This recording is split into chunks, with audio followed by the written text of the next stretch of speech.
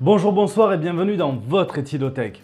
Alors, comme je vous l'avais annoncé dans la vidéo précédente concernant la rétrospective le devenir de votre Ethylothèque, cette année 2019 va être placée sous le signe de la pop culture. Je vous demande très souvent de me faire part d'envies que vous avez, d'idées, de dégustations, de sujets. C'est exactement ce qu'a fait mon ami Cisco en m'offrant cette Butterscotch Beer. Alors, je traduis pour les non-anglophones, bière au caramel au beurre, plus connue sous le nom de bière au beurre par tous les sorciers du monde d'Harry Potter.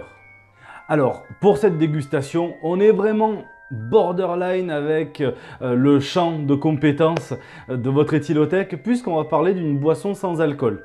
Mais bon, rien ne m'arrête, et dans le nom, il y a bière, donc je me suis dit qu'on pourrait caler ça quelque part entre deux vidéos.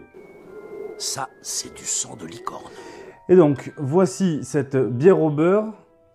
Alors, traduit en français, Butterscotch Beer pour nos amis anglo-saxons et américains, pays d'origine de cette boisson qui s'apparente effectivement plus à un soda. Donc, vous voyez, non alcoolique.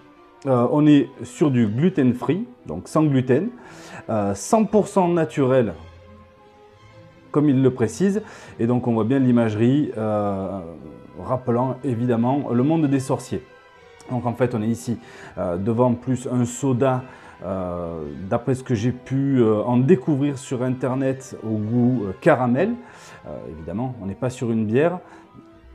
Et pour les petits détails nutritionnels, donc notamment les ingrédients, de l'eau, du sucre de canne, de l'extrait de vanille, voilà, un colorant caramel naturel et des arômes naturels ainsi que de la stevia.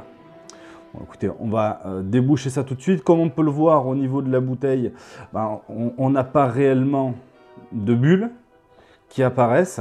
On voit que le verre est transparent. J'y reviendrai dans une prochaine vidéo, mais c'est quelque chose qui est quand même assez déconseillé pour la conservation des bières traditionnelles. Donc sans plus attendre, action. Allô, Mora. Et encore 10 points pour Gryffondor. Et on va voir un petit peu comment ça se comporte dans un verre à bière. Donc là, effectivement, j'ai beau essayer de faire mousser, ça marche pas des masses. En même temps, c'était un peu le but. Et on voit donc une boisson très claire, assez pétillante. Et maintenant, place à la dégustation. Au goût, on a là quelque chose de vraiment très étrange. Donc on sent bien évidemment énormément le caramel, c'est très sucré.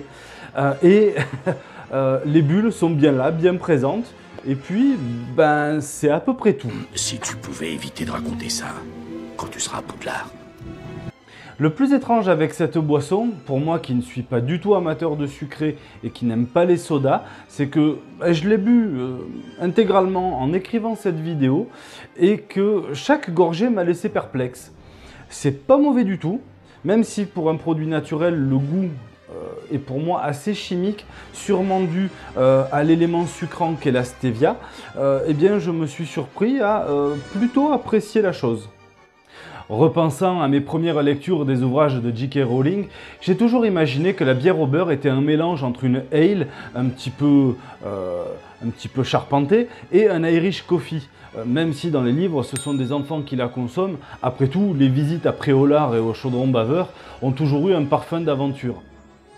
Bref, si comme moi vous souhaitez tenter l'aventure du monde des sorciers avec cette bière au beurre, je vous mettrai dans la description de cette vidéo l'adresse d'un site où vous allez pouvoir la commander, un site qui importe des produits consommables américains, donc voilà, sur lequel vous allez pouvoir retrouver entre autres cette boisson-là. Qui pour ma part reste une surprise. Je suis très content que mon ami me l'ait offerte, que j'ai pu la tester, parce qu'encore une fois ça fait partie de ce plaisir d'échange. Alors la surprise n'était ni bonne ni mauvaise, je reste un peu perplexe vis-à-vis de cela. Pour vous donner un petit peu mon état d'esprit, laissez-moi simplement paraphraser Albus Dumbledore qui disait à Harry Potter dans Le Prisonnier d'Azkaban: on peut trouver du bonheur même dans les endroits les plus sombres, il suffit d'allumer la lumière. Merci d'avoir regardé cette vidéo et à la prochaine.